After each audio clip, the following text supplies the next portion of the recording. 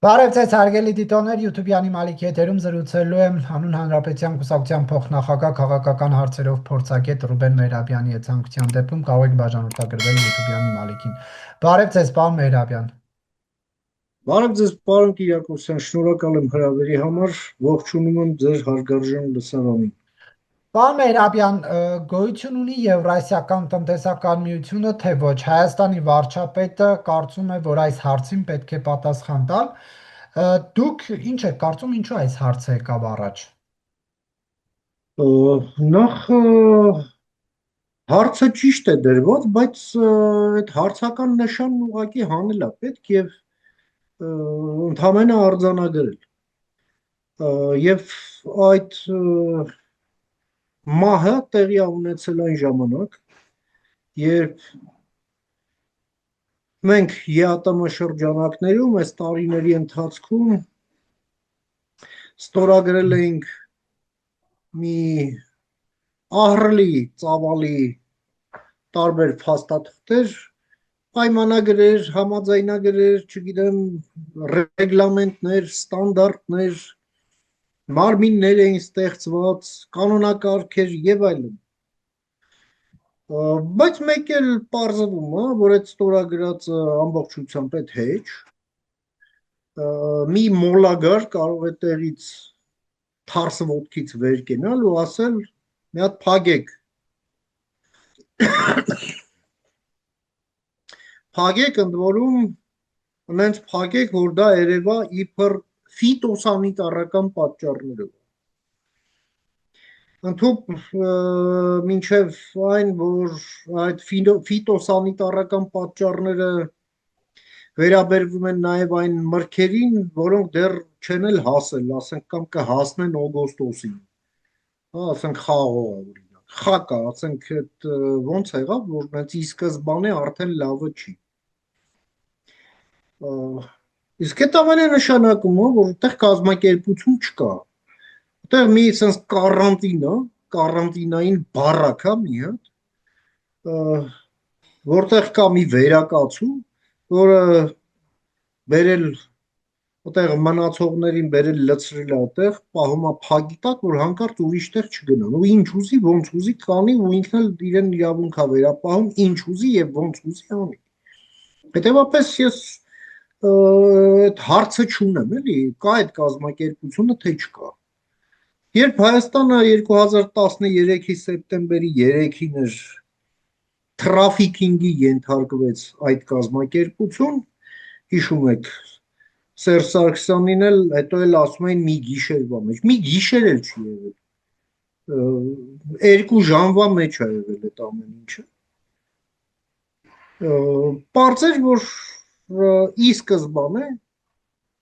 տեղ կազմակերպությունը միայն այսպես ձևական էր, հա, ֆասադային էր, բայց հետևում պուտինյան բեսպրեդելն էր, որն էլ դրսևորվեց Հայաստանի դեմ։ Կազմակերպություն ոչ միայն չկա, եւ ոչ միայն մեռած է, այլև մեռած ծնվել էր։ Ահա թե ինչ իրականության հետ մենք գործում ենք։ Նիկոլ Դա Փաշինյանի նշանակում է, ահա լսում եմ։ Նիկոլ Փաշինյանի այս հայտարարությունը ինչ ազդեցություն է ունենալու։ Ինչ ազդեցություն է ունենալու, ես ոչ թե ուզում եմ առանձին հայտարարության առանձին ազդեցություն կամ ազդեցություններ քննարկել, այլ փորձենք process-ը հասկանալ, պարոն Կիրակոսյան։ Մենք հասկանում ենք մի բան, որ մի տարածք, որտեղ իբր պետք է լիներ ազատ տեղաշարժ ապրանքի, ծառայությունների, մարդկանց,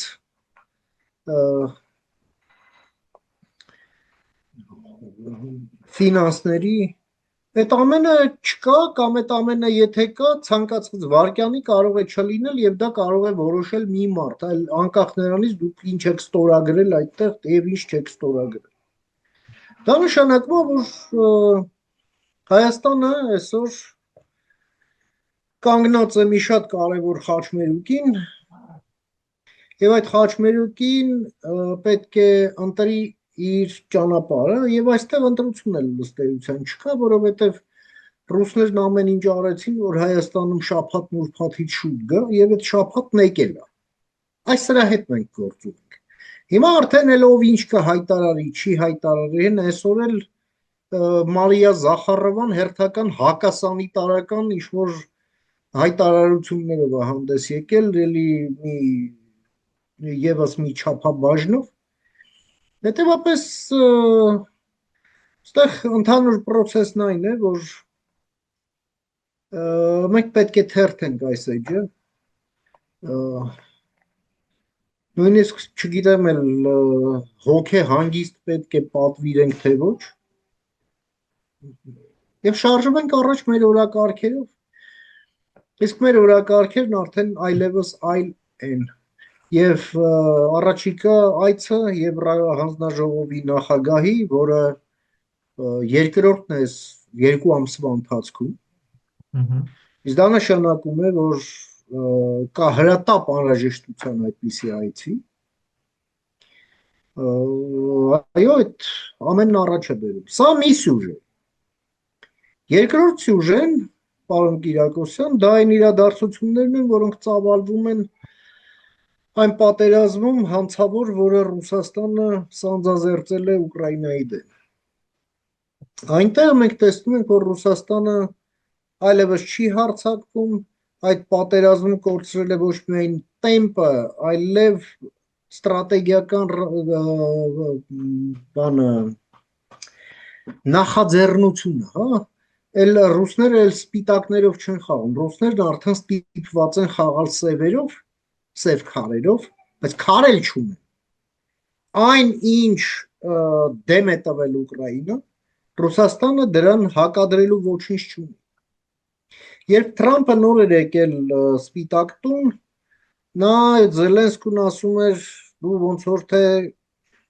քարտեր չունես։ Իսկ հիմա պարզվում է նա ունի տրցակներով այդ քարտերից, քարտ չունի Ռուսաստանը։ Դրա համար Պուտինի կռիշկեն այսպես թռնում է օդ։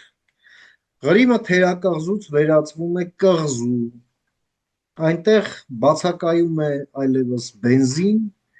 բացակայում է կարողություն, բացակայում է խելք եւ մի վիճակ է, որ եւ ոչ խելք, ոչ մեղք, միայն խուճապ, անորոշություն, ցասում, ընդ որում անհասցե, մի այսպես դժբախտության զգացման մի նոպաներ, ընդ որում կոլեկտիվ, սա էլ հաջորդ սյուժեն։ Երեք Զելենսկին, ինչպես հաղորդում են լրատվամիջոցները եւ նաեւ իր ամլոցառայությունը հաստատել է նոր 40-օրյա պլան, ըստ որի Ռուսաստանը պետք է հրդեհել բառից բուն իմաստով։ Եվ մենք տեսնում ենք, որ առաջի օրն անցավ եւ բավականին տպավորիչ արդյունքներով։ Ես ուզում եմ նաեւ մի հանգամանքի վրա ձեր ուշադրությունը հրավիրեմ, գիտեք ինչ, որ բենզին չի լինում։ Դա միայն այն չէ, որ դուք ունեք մեքենա եւ չեք կարող երթևեկել։ Երբ բենզին չկա, դիզվառելիք չկա, այդ ամենը շեշտակիորեն սկսում է վտանգել գյուղատնտեսական աշխատանքները։ Իսկ դա Ռուսաստանի պարագայում սպառնալու է ուղղակի պարենի դեֆիցիտով։ Սով, ինչը Ռուսաստանի նորագույն պատմության մեջ բազմիցս է եղել եւ բոլոր այդ մեծ սովերի ժամանակ Ռուսաստանին օգնությանը հասել Միացյալ Նահանգները։ Դա 1890-ականների մեծ սովն էր, որը նաև խոլերայի համաճարակով էր առաջնորդվում, հիշում եք Չեխովի օրագրերը, ինքն էլ բժիշկ էր եւ մարդկանց օգնում էր, որքան կարողանում էր եւ նկարագրել է այդ ամենը։ Դա 20-ականների սովն է, էլի օգնություն է գալիս Միացյալ Նահանգներին, 30-ականների սովն էր, դա 80-ականների վերջի 90-ականների սկզբի սովն էր, բոլորին, այո, եկել է օգնության Միացյալ Նահանգները եւ բոլոր դեպքերում էլ բոլոր այդ սովերից հետո ուտողուրացողի նման Ռուսաստանը միշտ թքել է օգնողի ձեռքի մեջ, թքել է բուռը։ Ես չգիտեմ այս անգամ իրենց օգնող կլինի թե չէ, Չինաստանի չգիտեմ։ չեն կոմպենսացնում Ա, վարկի խնդիրը։ Դե գիտեք ինչ, չէ, այդ ամենը ընդամենը այսպես ասենք կարող է ինչ-որ ձևով մեղմել, բայց ֆունդամենտալ առումով 140 միլիոնանոց երկրում չի օգնելու։ Իսկ դա եւս Հայաստանի համար լրացուցիչ եւ հզորագույն խթան է այս բալանսավորումը ինքնանպատակ դարձած բալանսավորումը դնել մի կողմ առանց այսպես վերբալ արձագանքների ուղղակի առաջնորդվել սեփական օրակարգով, իսկ սեփական օրակարգը մակերեսին է։ Դա խաղաղությունն է Ադրբեջանի հետ, նորմալացումն է Թուրքիայի հետ, դա եվրոինտեգրումն է, դա դաշինքն է Միացյալ Նահանգների հետ եւ կոոպերացիան տարածաշրջան։ Ահա Հայաստանի օրակարգերը եւ ներսում էլ իհարկե ժողովրդավարություն եւ օրենքի գերակայություն Պարոն Մերաբյան, անպայման եւ այդ ռուսական ամբողջ թերմացքը Հայաստանում այո պետք է լիկվիդացվի քաղաքականապես իրավակիրառական լավագույն պրակտիկաներով եւ դրանց վտարմամբ քաղաքականությունից եւ քաղաքական դաշտի ազատագրումը Ռուսաստանի շահերը սպասարկող քաղաքական ուժերից դրանց ուղակի լուծարում հարկադիր լուծարում պարոն Մերաբյան, օգոստոսի սկզբին տեղի ունենալու ԵԱՏՄ-նիստ ամեն դեպքում Փաշինյանը մեկնելու է եւ որովհետեւ քարոզարշավի ժամանակ էլ ասում էր, որ կգնամ հարցերը կկարգավորեմ, փաստեր կդնեմ սեղանին եւ այլն։ Այդ հանդիպումը ինչ կտա։ Ամեն դեպքում այս հարցը կքննարկվի այն։ Օ, Պարոն Կիրակոսյան, դուք ասում եք օգոստոսի սկիզբ, մենք խոսեցինք process-ների մասին, որոնք այն աստիճանի турբուլենտ են, որ ժողովրդի խոսքը էլի մինչև օգոստոսը գա, ով ողջ, ով մեռած, ով գիտի։ Կյանքը ցույց կտա ինչ է լինելու, ինչ է խոսվելու, ինչ չի խոսվելու։ Բոլոր դեպքերում այդ ամենը այս պահի դրությամբ բովանդակությունը դժվար է կանխատեսել, էլ չեմ խոսում այն մասին, որ մեծ հարց է այդ հանդիպումը անվտանգության նկատառումներով տեղի կունենա թե ոչ, որովհետև դժվար է պատկերացնել, որ երկրների ղեկավարները գան եւ իջնեն Պուտինի բունկերը, որը այնտեղ թաքնվելու է ուկրաինական դրոններից, իսկ միգուցե նաեւ բալիստիկ հրթիռներից, որ այդ ժամանակ արդեն դրված կլինեն հոսքագծի վրա։ Այսինքն դուք կարծում եք, որ իրավիճակը այնքան է սրվելու, որ հնարավոր չի լինելու նաև այդ պաշտոնական հանդիպումը կազմակերպել։ Կարծեմ Ռուսաստանում է, չէ, Ղազախստանում է նախատեսված։ Ղազախստանում միգուցե տեղի ունենա, իսկ Ռուսաստանում շատ բարդ է, որ դա տեղի ունենա։ Եվ երկրորդն էլ ես էլի բարդ եմ համարում, որ Պուտինը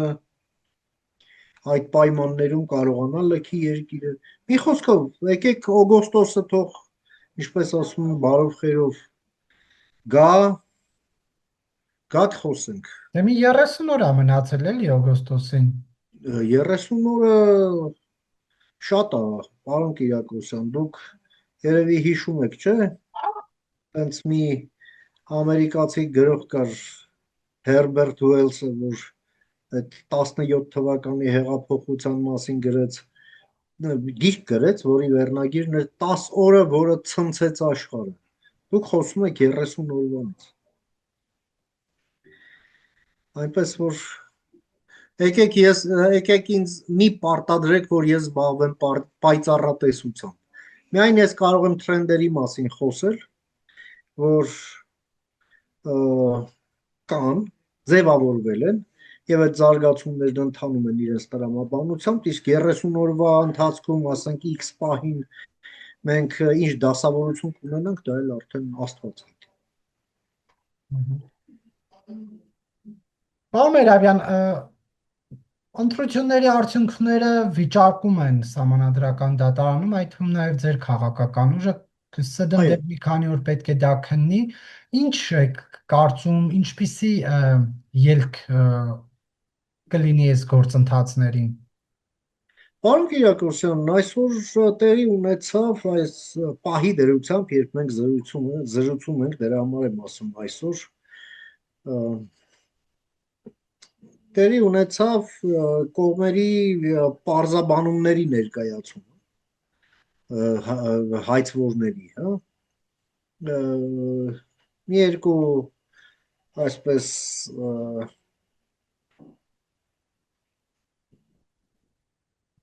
գործի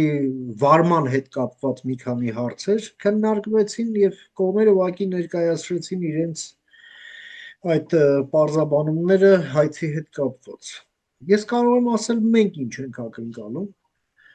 որովհետև վաղն էլ արդեն ներգրավված եւ պատասխանող կողմերը կլինեն, վաղը հակակոռուպցիոն կոմիտեն է լինելու, կենտրոնական ընտրական հանձնաժողովը, քաղաքացիական պայմանագրի ներկայացուցիչներն են այնտեղ լինելու, կներկայացնեն եւ նաեւ կլինի հարց ու պատասխան, ընդ որում մենք տեսնում ենք, որ քանի որ ժամկետները սեղմում են, ապա շաբաթ կիրակի օրերը եւս, այսինքն հանգստյան օրերը այստեղ հաշվի չեն առնվելու եւ անընդհատ ռեժիմով է գնալու մինչեւ ամբողջությամբ հարցը բաց ձևով քննվի, այնուհետև դատավորները կգնան խորհրդակցության սենյակ եւ վճիռ կկայացնեն օրենքով սահմանված ժամկետներում։ Իմ տպավորությունն այն է, որ մեր հայցը, այսպես ասենք, հիմնավորված է եւ Սահմանադրական դատարանը գնահատական կտա այն զանգվածային ընտրակաշառքին, որ տեղի ունեցավ, գնահատական կտա, թե այդ ընտրակաշառքը որքանով է ազդել ընտրությունների մթնոլորտի վրա, որովհետև ընտրությունները դա միայն քվյաթերթիկը քվյատուփի մեջ գցել է, իսկ հետո հաշվելը չէ։ Սահմանադրությունն ասում է, որ իշխանության աղբյուրը ժողովուրդն է, իշխանությունը պատկանում է ժողովրդին։ Ընտրություններն էլ հենց այն բացառիկ մեխանիզմն են, որով ժողովուրդը իրացնում է իր իշխանությունը, եւ մենք ակնկալում ենք գնահատական, թե այդ մեխանիզմը խաթարվել է թե ոչ, եթե խաթարվել է, ապա ինչ աստիճանի, եւ մենք պատրաստ ենք ցանկացած գնահատականի եւ այդ գնահատականից բխող որոշման, որը կընդունի Սահմանադրական դատարանը։ Ձեզ համար անվիճելի է լինելու Սահմանադրական դատարանի որոշումը։ Բնականաբար մենք Հայաստանի Հանրապետության օրինապահ քաղաքացիներ ենք եւ Այսինքն դուք գործող այլևս ՍԴ-ի վճիռը, եթե լինի այնպեսին, որ ընտրակաշառքը ազդեցություն չի ունեցել, հանուն Հանրապետություն կուսակցությունը իր դիրքորոշումը փոխելու է եւ ասելու է, որ ընտրակաշառք չի բաժանվել։ չի ասելու, բայց կընդունի գիտությունը, որովհետև նաև Սահմանադրական դատարանի որոշումներն էլ բեկանման ենթակա չեն, էլի, վերջնական։ Այնպես որ մենք էլ դա կընդունենք, հարգանքով կընդունենք ի գիտություն, այսքան։ Այսինքն դուք ասում եք Իսկ ինչ կասենք, ընտրակաշառք է ինչ չենք բաժանվել։ ասի, դա էլ արդեն կյանքը ցույց կտա։ Դուք ասում եք ընտրակաշառք է բաժանվել, դա ազդեցություն է ունեցել ընտրությունների արդյունքների վրա, բայց ՍԴ-ն, որ ասի դա արդյունքների վրա ազդեցություն չի եղել, դուք դա հարգանքով կընդունեք։ Այդպես ո՞նց է լինում։ Իսկ մեզ ինչ է մնում անել։ Դե օրինակ հայտարարել, որ ՍԴ-ն օբյեկտիվ վճիռ չկայացրեց, որոշում չհրապարակեց օբյեկտիվ։ Մի հատ որոշումը կընդունի, նոր չեմ ուզում հիպոթետիկ իրավիճակներ քննարկեմ, կորոշի մենք էլ մեր անելիքը կորոշենք, բայց էլ եմ ասում, սահմանադրական դատարանը այն ատյանն է, որը ընդունակ է վերջնական որոշումներ ընդունելու այս վիճահարույց հարցերում եւ մենք էլ որպես Հայաստանի քաղաքացիներ ապրիորի հարգանքով պետք է վերաբերվենք այդ որոշումներին, բոլորս ընդ որում, խոսքը միայն մեր մասին չի։ Դու ես մնացածն էլ կյանքը ցույց կտա։ Պարոն Երավյան, Նարեկ Կարապետյանն ասում է, որ դուրս կգան փողոց, դա կլինի վերջնական եւ ժողովուրդը իր վճռորոշ խոսքը կասի։ ՍԴ-ի որոշումից հետո բացառում եք, որ ընդդիմադիր այդ թևը փողոցային գործողությունների կանցնի եւ այդ վճռական խոսքը ինչ փոփոխություններ կբերի Հայաստանում։ Ասած ես կդժվարանամ ասել ինչ կա Նարեկ Կարապետյանի մտքում մեծ հաշվով, դե բանը ասում էլի, մինչև էդ էլ հազար մի բան էր ասում, հետո ինչ։ Դա մեկ երկրորդն էլ ինձ համար մի քանի հարց է առաջանում, էլի, ասենք ով է դուրս գալու փողոց։ Նրանց ընտրողները 500,000-ից ավելի մարդ Դեռ ընդդիմության տեսնենք այդ իրենց ընտրողներից որքանն է պատրաստ կամ պատրաստ լինելու փողոց դուրս գալու իրենց ընտրած առաջնորդի կոչով։ ինչ է կասկածի տակ դնում, բայց Հիմքեր ունեմ կասկածելու, որովհետև դատելով այսպես իմ ինտեգրալ տպավորություններից այդ ամենի այնտեղ գաղափարական, այսպես ասենք, կողմնակիցներ չկա, որտեղ գաղափար չկա, էլի։ Մեկ երկրորդը հասկանում ենք, որ այս ամենը քանի որ ուղեկցվել է զանգվածային ընտրակաշառքներով, որքան տասնյակները բացահայտվել են եւ դրա հետ կապված մեղադրական եզրակացություններ են կազմում։ Միայն ենթադրել կարելի է, իսկ ես ենթադրում եմ, թե ինչքանն էլ չի բռնվում։ Դե իսկ չբռնվածներն էլ հասկանում եք, տրամաբանությունը հետեւյալն է, կար կոնտրակտը կատարված է, մենք իրար չենք ճանաչում, վերջ։ Պետք էր քվեարկել եմ, դա գին արժեր, այդ գինը տվել եք, վերցրել եմ, հաջողություն։ Պայմանագիրը սպառված է, այսպես ասենք, հա, չնայած դա հանցագործություն է, բայց ես տրամաբանություն եմ փոխանցում։ Եթե կլինի նոր պայմանագիր, իսկ ինչը շատ բարդ է, որովհետև մենք տեսնում ենք, թե ինչ բարձր տոնուսով են աշխատում մեր իրավապահ մարմինները, եւ ով կցանկանա իր վրա հանցակազմ վերցնել, բարդ է ասել, դա որքան կողմնակիցներ կհավաքի, էլի։ Այս դատողություններից ելնելով ես թույլ տվեք լուրջ կասկածներ հայտնեմ այդ հնարավորության վերաբերյալ ինչ որ զանգվածային, փողոցային ցույցեր կազմակերպելու։ Դա մեկ։ Երկրորդը հասարակության մեջ մթնոլորտը այնպես է, որ կայացած ընտրությունների արդյունքները հաղթողի մասով համենայն դեպս հանրության մեջ որևէ կասկած չեն հարուցում։ Իսկ հետընտրական փողոցային ցույցերը լինում են այդ կասկածի լինելու դեպքում։ Հասկանում եք։ Այլ ոչ թե չլինել։ Իհարկե հարցեր կան ընտրությունների հետ կապված, բայց ոչ արդյունքները կասկածի տակ են դրված, որովհետև ավելի քան կրկնակի ավել ձայներ է հավաքել հաղթող կուսակցությունը երկրորդ տեղում ընթացող կուսակցությունից, այնպես որ ես հիմքերն էլ այսպես հասարակական տրամադրություններում չեմ տեսնում։ Եվ այս ամենի հանրագումարում էլ այո, ես լուրջ կասկածներ ունեմ, որ դա կհաջողվի։ Գուցե մի քանի ինձ մոլերանտ մարգինալներ կհայտնվեն փողոցում, դա կարող է ինչ-որ քանակ ապահովել, բայց դա եղանակ չի փոխի եւ չի ազդի, այսպես ասենք, պատմության ընթացքի վրա։ Եվ պարոն Մեհրաբյան, իշխանությունը արդեն սկսել է պաշտոնների բաժանումը, ձեզ համար օրինակ ազգային ժողովի նախագահի փոփոխությունը պարզ էր, ինչու ԿՊ-ն գնաց նման որոշման։ Դե գիտեք ինչ, ցանկացած ընտրություններից հետո տենց քաղաքական պրակտիկայի, այո, որոշակի կադրերի ռոտացիա է տեղի ունենում եւ այստեղ ուղղակի բացառություն չէ։ Ի վերջո տեղի է ունեցել քվեարկությամբ։ Ես կարծում եմ դա քաղաքացիական պայմանագիրն ավելի շատ պետք է մեկնաբանի, քան ես, բայց այսպես կողքից նայողի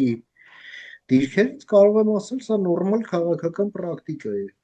Ավելին նաև շատ որոշակի հասկանալի եւ թափանցիկ ընթացակարգ է կիրառվել ընտրություններ թեկնածուների մեջ եղել է 3 թեկնածու, 3-ից ընտրել են նրան, ում հարմար են գտել որպես քաղաքական մեծամասնություն, թե ում թեկնածությունը պաշտպանեն արդեն որպես ազգային ժողովի նախագահի հենց այս նոր գումարման ազգային ժողով։ Այսքան ավելացնելու բան չունեմ։ Բայց քաղաքական առումով իշխանությունը ինչ է ուզում, երբ որ մի թիմակցին մյուսով է փոխարինում, ասենք, կարևոր պաշտոններում, սրա նպատակը ո՞րն է, հանրությանը ուղղվող մեսիջը ո՞րն է այստեղ։ Մեսիջ ես չեմ տեսնում, ստեղ էլ եմ ասում, ցանկացած ընտրություններից հետո տեղի ունենում կադրերի ռոտացիա։ Մի կադրին փոխարինում են ուրիշով եւ փոխատեղումներ են տեղի ունենում։ Դա նորմալ քաղաքական պրակտիկա է։ Ինչ նկատառումներով դա արդեն իրենց հարցրեք, այն թե ինչու եք դա արել, ինչ ուղերձ, ես չգիտեմ ինչ ուղերձ եւ չեմ էլ կարող իմանալ, իրենք գիտեն։ Վարչապետի ռոտացիա ինչու չի լինում այդ դեպքում։ Դե դա էլ իրանք գիտեն։ Վարչապետն առաջնորդ է եւ որպես առաջնորդ գլխավորելով այս քաղաքական ուժը հասել է հաղթանակի ընտրություններին, էլի քաղաքական պրակտիկայից ելնելով սովորաբար առաջնորդի ռոտացիա այո չի լինում։ Լինում է, որ լինում է, բայց ոչ միանգամից ընտրություններից հետո հավանաբար դեպս սա այդ դեպքը չէ։ Պարոն Մեհրաբյան, հաղթած վարչապետի համար ընդամենը ընդունելի չէ օրդուպատում տեղի ունեցած այսպես կոչված ճակերտավոր վերադարձ դեպի Արևմտյան Ադրբեջան համաժողովը, սա պետք է ընդամենը լիներ Երևանի դիրքորոշումը, ընդ որում լրագրողի հարցինի պատասխան։ Մենք չենք տեսել, որ արտգործնախարարությունը, որը Հայաստանի արտաքին քաղաքականությունը ներկայացնողն է, կամ վարչապետի աշխատակազմը որևէ դիրքորոշում հայտնեն, դուք այս լռությունը ինչով եք բացատրում։ Հայաստանի շահերով, պարոն Տիրակոսյան։ Այսինքն Թշնամական պետությունից ասում են, որ ձեր տարածքը դա այսպես կոչված ճակերտավոր Արևմտյան Ադրբեջան է, եւ Հայաստանը դա լռում է, որովհետեւ իր շահերից է դա բխում։ Ուրեմն իրավիճակը հետևյալն, այո, դա բխում է Հայաստանի շահերից, վարվել այնպես, ինչպես վարվում։ Հայաստանի շահերից է բխում, որպեսզի վերջնականացնի այս խաղաղության հաստատման գործընթացն Ադրբեջանի հետ։ Մինչդեռ Ադրբեջանը նաև ռեզերվային տարբերակի համար է իրեն պատրաստել։ Եվ դա հաշվի առնելով էլ, այո, ես այսպիսի արձագանքը համարում եմ համարժեք իրավիճակի։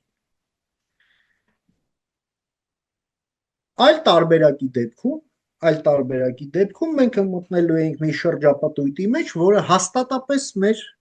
շահերից չի բխում։ Եվ մեր շահերից բխող այդ հունից շեղումը դառնալու էր խիստ հավանական։ Ինչը էլի կրկնում եմ,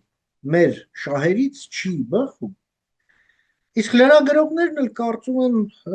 որոնք եւս Հայաստանի Հանրապետության քաղաքացիներ են եւ ապրիորի պետք է շահագրգռված լինեն, որ Հայաստանի շահերը սպասարկվեն, այլ ոչ թե Հայաստանի հակառակորդների, պետք է այս ամենը նաև հաշվի առնել։ Դա շահը ո՞րն է էլի այս դեպքում Հայաստան ինչ է շահում, պարոն Մերաբյան, երբ որ լռում է, կուլ է տալիս, թե ինչպես է հարևան պետությունը իր տարածքը ներկայացնում Արևմտյան Ադրբեջան։ Հարևան պետությունը կարող է գլուխը պատովել տալ։ Կարևորը մենք ինչ ենք ուզում։ Ես կրկնում եմ,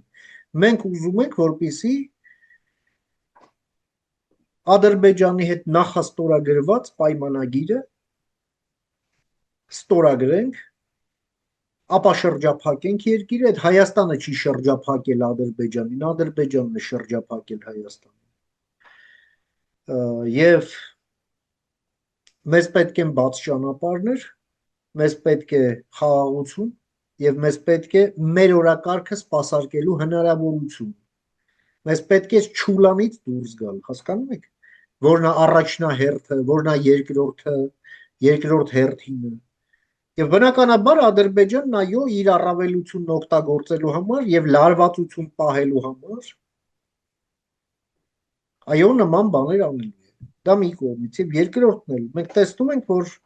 քանի մեր մեջ կան ավանակներ, որոնք խոսում են 300,000 ադրբեջանցիները հեսա գալիս են։ Նրանք էլ կխոսան, ինչի չեն խոսում։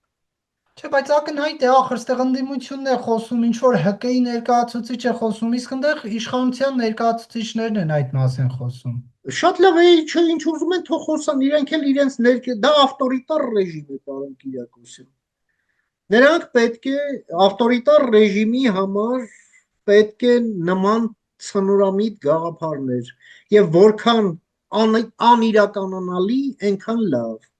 Նրանք այո պետք է խոսեն։ Բայց մենք հասկանում ենք, չէ՞ որ դա fake օրակարգ է։ Fake չեն գալու 300,000 ադրբեջանցիներ, որքան էլ Մոսկովսկի ցիրկից խոսեն։ Նույն Ալիևը խոսի, Ալիևի հայրիկը գերեզմանից վեր կենա խոսի, չեն։ Չէ, երբ որ ասվում է դա եւ դրան հակադարձում չի լինում, քաղաքական պատասխան չի լինում, դիվանագիտական արձագանք չի լինում, դա արդեն քիչ հրապարակային ուրեմն արձագանք, որ լինում է այնպիսին, ինչպիսին լինում է, որ համարվում է անընդունելի։ Անընդունելին դա դիվանագիտական արձագանք է։ Դա չի նշանակում, որ այլ բան չի արվում։ Հա, բայց եթե ես այդ հարցը չտայի Նիկոլ Փաշինյանին, ինքը դա էլ չէր ասի։ Պետք մի անընդունելի լավ եք արել։ Դուք իրավունք ունեք տալ ցանկացած հարց։ Մեկ, երկրորդը, այո, հիմար հարց գոյություն չունի։ Կարող է գոյություն ունենալ հիմար պատասխան։ Դա լրագրության օրենք։ Հետևաբար, եթե ձեր մեջ նման հարց առաջացել է, դուք իրավունք ունեք այն տալ։